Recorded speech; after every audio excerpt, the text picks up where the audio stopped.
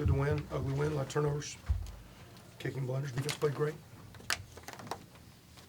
Questions? Good stat day, obviously, but I think we saw some problems finishing drives, just getting the plays you need when you need them. What I guess, how do you sort of diagnose some of those? Just Yeah, bogged down in the score zone, especially into the wind. The sky kicks didn't hurt us.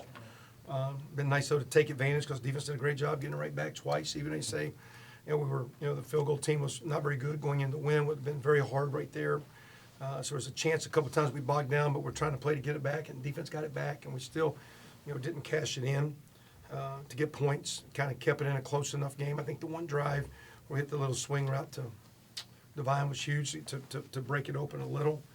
We did run it. We didn't run it very well. We didn't block very well. We thought their strength was their line of scrimmage, and their D-line very much did well against ours. I think both D-lines seemed to play well. I thought their D-line really had the better of ours, especially in the running game. Our pass pro was okay, but for the run game, and I think our defense really did a good job. Our D-line did a good job. So credit both defensive lines. But we did run it 44 times, so we didn't run the ball. But in the games we'd struggled, we were 20, 28 or 30 runs, and we got very one-dimensional. So at least there was enough run that even though it didn't keep us on schedule, but again, we were all scheduled enough, and we didn't run it well. We're just playing more uphill, and it made it harder today. So the turnovers were bad. We had 4, basically. And you're lucky to win on the road with that. You're real lucky to win with the kicking errors that we have in the PAT and the field goal team. So very fortunate to win. But the kids played hard. Defense was awesome. Much 3 and outs, stops, and until their last 2 drives, I think they finished with 350 or 60. I think they're probably about 210, 220 until the last 2 drives where they popped a couple. So our defense really played well. I was proud of those guys.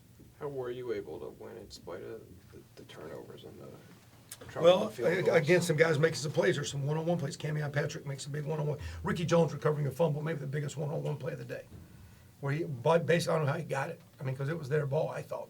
And he just out-fought a guy because his will to win, which sometimes is what you need, is a spirit and a will to win. And I think today we didn't play smart all the time. We didn't play horrible. There was some good football, but some not smart, negative football that can beat you. But I think our will to win was pretty good, especially defensively. And a couple of those kids making some of those one-on-one plays, I think, was the difference.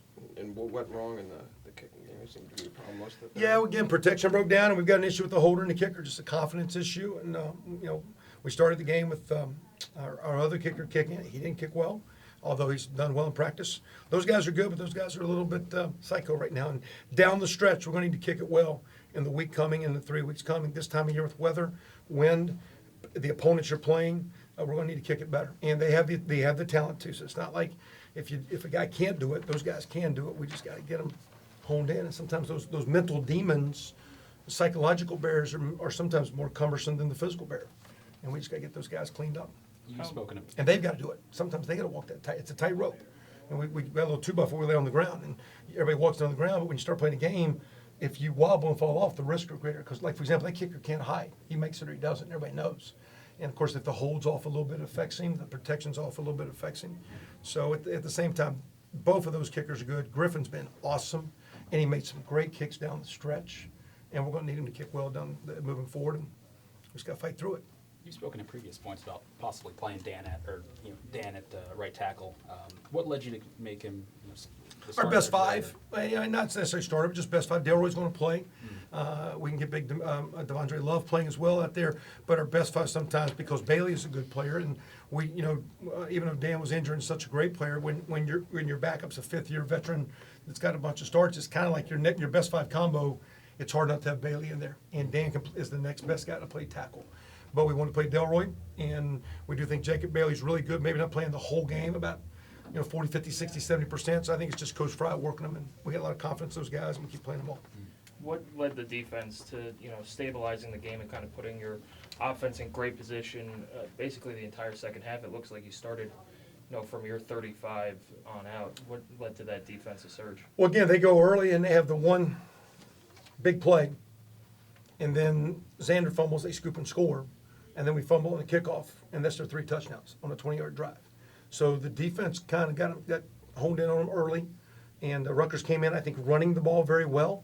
And I think our ability to stop the run, making them probably throw a little bit more than they wanted to in time, even though they made some pass plays, it made it a little bit easier. If they could have ran the ball better, they would have had a much better day. And the same with us. We ran a lot. If we could have found a way to get that running game going, the nickname package everybody had was fat bacon today because it didn't work.